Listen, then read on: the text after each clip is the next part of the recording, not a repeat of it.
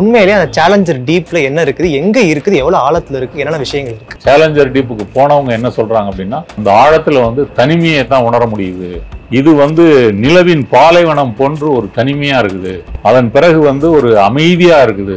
Death சைலன்ஸ்னு சொல்லலாம். ஆனா அங்கேயும் உயிரினங்கள் இருக்கிறத பார்த்து அவர் ஆச்சரியப்படுறாரு. இது ரோபோ கைகள் அங்க இருக்கக்கூடிய சாம்பிள் எடுக்கிறதுக்காக, ஏன்னா இவங்க வெளியே போக முடியாது இல்ல, அப்ப அந்த ரோபோ கைகளை வைத்துக்கொண்டு அங்க இருக்கிற சாம்பிள்ஸ் எடுக்கிறாங்க. இங்க போயிட்டு வர்றது மனிதனுக்கு சவால் விடக்கூடிய ஒரு பயணம். இவரு கூட 2020 கேத்தி சல்லிவன் ஒரு பெண் போறாங்க. அவங்க தான் முதல் பெண் சேலஞ்சர் டீப்புக்கு போயிட்டு வந்தவங்க. இது வரைக்கும் மொத்தமா எடுத்துக்கிட்டீங்கன்னா ஒரு 15ல இருந்து 20 பேர் வரைக்கும் தான் போயிருக்கிறாங்க. இவங்க போகக்கூடிய அந்த நீர்மூழ்கி கலன் இருக்கு இல்லையா, இதை எப்படி டிசைன் பண்றாங்க அப்படின்னு சொன்னா, ஸ்கொயர் மாதிரி இருக்கக்கூடாது, ஒரு கோள வடிவத்துல தான் அது இருக்கணும். இப்ப கூட நீ நீர்மூழ்கி கப்பல்கள்லாம் பாத்தீங்கன்னா அந்த கோள வடிவத்துல தான் இருக்கும். நீர்மூழ்கி கப்பல்களை பொறுத்த வரைக்கும் ஒரு 200 மீட்டர்ல இருந்து அதிகபட்சம் 1500 மீட்டர் 1200 மீட்டர் வரைக்கும் தான் போக முடியும். ஆனா சேலஞ்சர் டீப்புக்கு நீங்க கிட்டத்தட்ட 11 கிலோமீட்டர் போகணும். சேலஞ்சர் டீப்ல எப்படி உயிரினங்கள் வாழுகிறது, அங்க ஒரு குலைந்து ஸ்கியூஸ் ஆகி எந்திரங்கள் போயிருன்னு சொன்னா, உயிரினங்கள் மட்டும் அப்ப எப்படி அங்க தாக்கு பிடிச்சு வாழும்? அதை பத்தி என்ன சொல்றாங்க அப்படின்னு சொன்னா,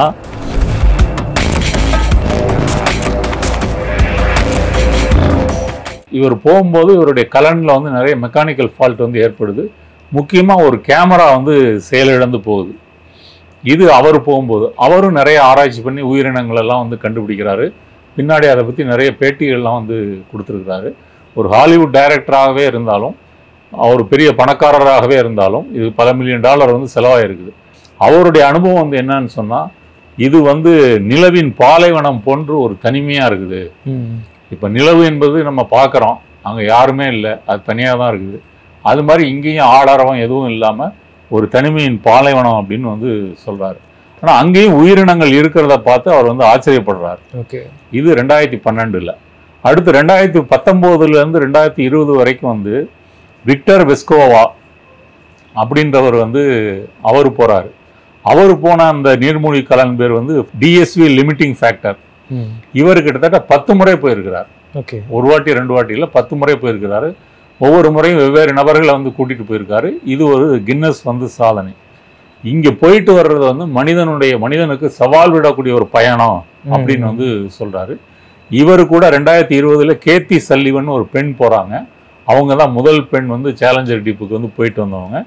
இப்படி ஒரு இது வரைக்கும் மொத்தமா எடுத்துக்கிட்டீங்கன்னா ஒரு 15ல இருந்து 20 பேர் வரைக்கும் தான் போயிருக்கிறாங்க.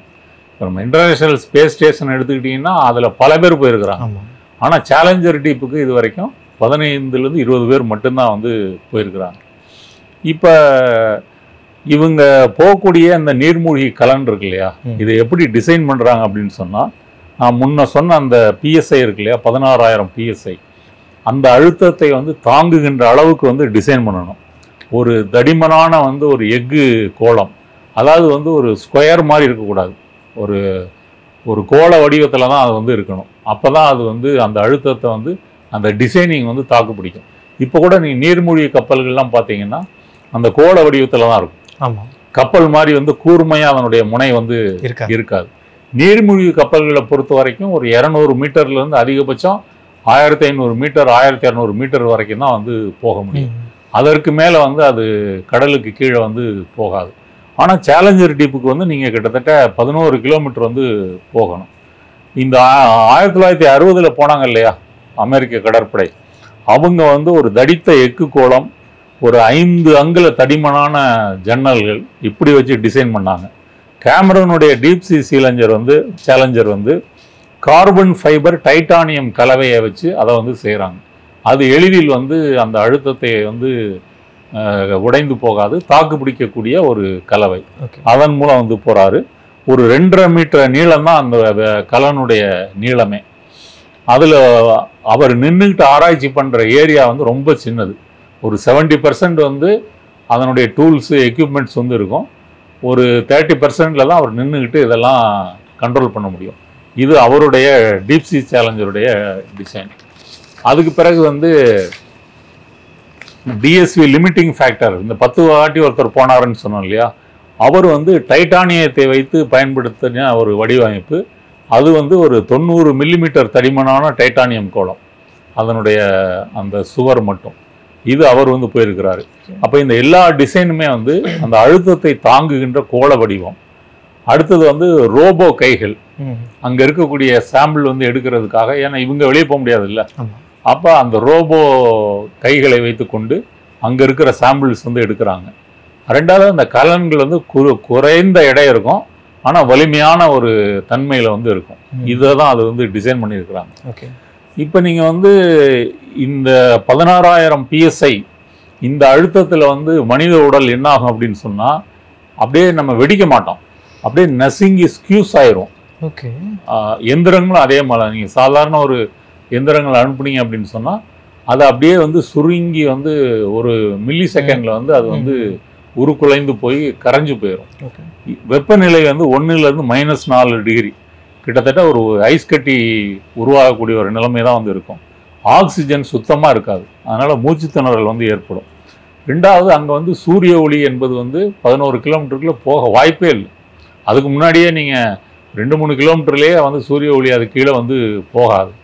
அப்போ அங்கே இருக்கக்கூடிய இருட்டை வந்து பார்த்தா யாராக இருந்தாலும் மனதளவில் வந்து ஒரு பயம் வந்து இருக்கும். அடுத்தது வந்து எந்திரங்களுக்கு வந்து சவால் விடக்கூடிய ஒரு சூழல்.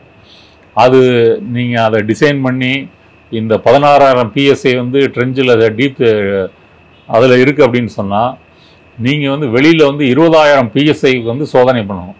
சோதனை பண்ணி அதில் தாக்கு பிடித்தால் மட்டும்தான் சேலஞ்சர் டீப்புக்கு வந்து அனுப்ப முடியும். இப்படியெல்லாம் பல முன்னெச்சரிக்கைகள், ஆய்வுகள், சோதனைகள் பண்ணி தான் வந்து அனுப்புகிறாங்க. அப்படி இப்போ பண்ணாமல் தான் வந்து டைட்டான் ஒரு நீர்மூழ்கி கலன் வந்து 2023 வந்து வெடிக்குது. இது வந்து சேலஞ்சர் டீப்புக்கு போகலை, மாறாக வந்து நம்ம டைட்டானிக் கப்பல் இருக்கு இல்லையா, டைட்டானிக் திரைப்படம்லாம் வந்தது இல்லையா, அது வந்து அட்லாண்டிக் பெருங்கடலில் வந்து மூழ்கி இருக்குது. அப்போ அங்கே ஒரு நிறுவனம் வந்து டைட்டானிக் உடைந்த கப்பலை வந்து பார்ப்பதற்காக ஒரு சுற்றுலா பயணிகளை கூட்டு போகிறது அப்படின்ற முறையில் அவங்க வந்து அறிவிக்கிறாங்க. அதில் வந்து அந்த நிறுவனத்தினுடைய தலைவர், அப்புறம் 4 பயணிகள், அதுக்கெல்லாம் வந்து பல லட்சம் டாலர் வந்து நீங்கள் கட்டணம் செலுத்தணும். அவங்க வந்து கனடாவிலேருந்து ஒரு துறைமுகத்தில் வந்து கப்பலில் வந்து இறங்கி அந்த நீர்மூழ்கி கலனில் வந்து போகிறாங்க. அது வந்து டைட்டானிக் கப்பல் புதஞ்சிருக்கிற இடம் வந்து ஒரு 5-6 கிலோமீட்டர் தூரம், அவ்வளவுதான். இந்த டீப் சேலஞ்சர் மாதிரி இது வந்து கிடையாது. அங்கே போய் வந்து அதை தொடுவதற்கு முன்னாடியே வந்து அந்த எந்திரம் வந்து வெடிச்சு போகுது. வெடிச்சு வந்து 5 பேர் வந்து இறந்து போகிறாங்க. இது வந்து ஆழ்கடலில் நடந்த ஒரு முக்கியமான விபத்து அப்படின்னு வந்து சொல்லலாம். ஆனால் சேலஞ்சர் டீப்பை பொறுத்த வரைக்கும் அப்படி யார் வந்து மனித சாவுகள் வந்து நடக்கலை, சில மெக்கானிக்கல் ஃபால்ட்ஸ் தான் வந்திருக்கே தவிர மற்றபடி அந்த ஆய்வுகள் எல்லாமே வந்து சுமூகமாக தான் வந்து நடந்திருக்குது. டைட்டான் வந்து அதனுடைய விசாரணை இன்னும் நடக்குது. அமெரிக்காவில் இன்னும் அது எப்படி வெடிச்சுது, எப்படி இறந்து போனாங்க அப்படின்னு சொல்லி விசாரணை நடக்குது. அதில் 2-3 பெரிய பணக்காரர்கள்லாம் இறந்து போயிருக்கிறாங்க. இந்த டைட்டானிக் படம் வந்த பிறகு அது ஒரு ஆர்வத்தை தூண்டிடுச்சு, அந்த டைட்டானிக் கப்பலை எப்படியாவது நம்ம வந்து பார்க்கணும் அப்படின்னு சொல்லி. இது வந்து டைட்டானுக்கு ஏற்பட்ட இது. இங்கே இப்போ போன அனுபவத்தை வந்து சேலஞ்சர் டீப்புக்கு போனவங்க என்ன சொல்கிறாங்க அப்படின்னா, அந்த ஆழத்தில் வந்து தனிமையை தான் உணர முடியுது, அதன் பிறகு வந்து ஒரு அமைதியாக இருக்குது, ஒரு டெத் சைலன்ஸ்னு சொல்லலாம், அந்த மாதிரி ஒரு அமைதி. ஆனால் அவ்வளவு ஆழத்துலையும் வந்து மனிதன் வந்து ஏற்படுத்திய இந்த பிளாஸ்டிக் கழிவு இருக்குதுன்றது அவங்கள வந்து ஆச்சரியப்பட வைத்தது. இது அவங்களுடைய அனுபவம். அடுத்தது வந்து சேலஞ்சர் டீப்பில் வந்து எப்படி உயிரினங்கள் வாழுகிறது. இப்போ வந்து மனித உடலே வந்து அங்கே உருக்குலைந்து வந்து ஸ்கியூஸ் ஆகி வந்து இதாக போயிடும், எந்திரங்கள் போயிடும்னு சொன்னால், உயிரினங்கள் மட்டும் அப்போ எப்படி அங்கே தாக்கு பிடிச்சி வாழும்? அதை பற்றி என்ன சொல்கிறாங்க அப்படின்னு சொன்னால்,